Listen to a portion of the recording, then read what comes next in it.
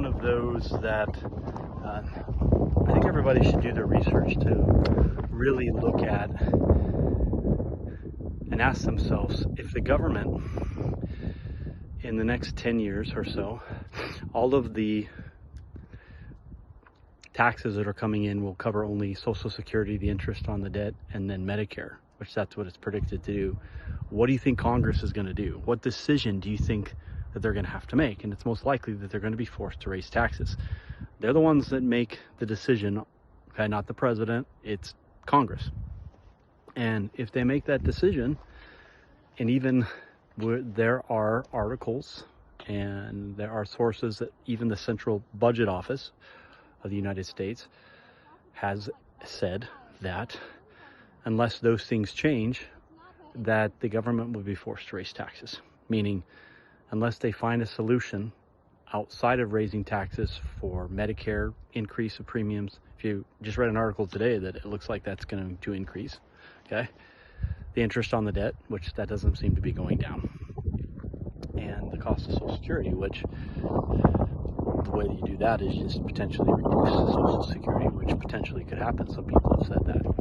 And so one of the ways to help offset that is if you ask your question, okay, if you truly believe taxes are going up, but you also know that Congress most likely is going to be forced to make that decision, then logically it would probably make sense to look at your situation and say, how can I reduce tax as much as possible? If I've got money in a IRA, can I put some into a Roth? Can I, if I'm working, can I actually start a Roth 401k, right? There's other things that you can do that. There's other tax-free type of options. And then once that's done, it's okay, how can I potentially take that and lock in my lifestyle? Can I get guaranteed income that's tax-free?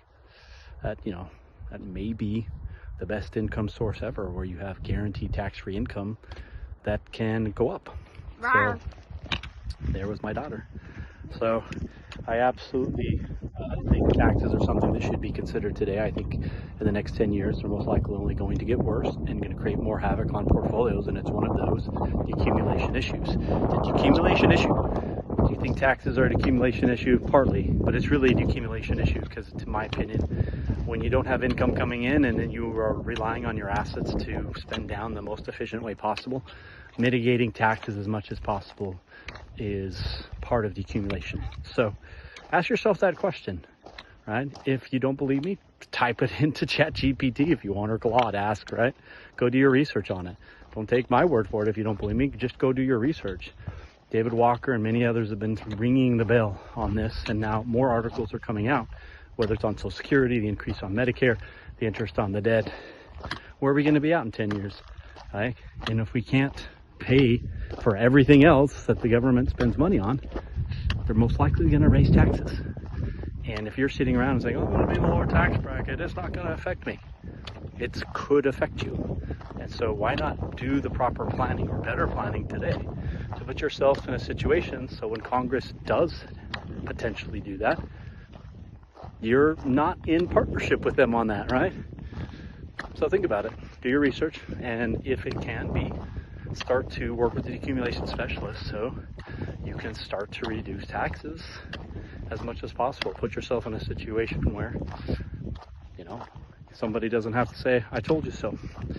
So ask yourself that question, start to think through it, do your research, and make changes if it makes sense. Talk to your proper professionals to get going on that. Now I'll keep enjoying my hike here in Iceland, which is just beautiful.